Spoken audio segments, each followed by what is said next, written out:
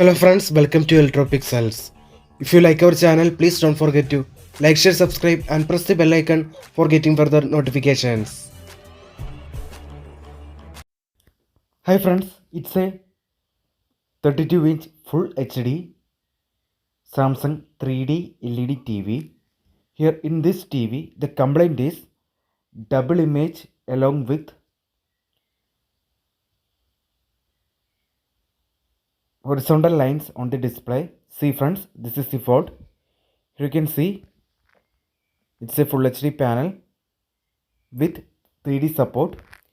Here already we tried to repair this panel by a temporary fixing method by blocking the gate signals.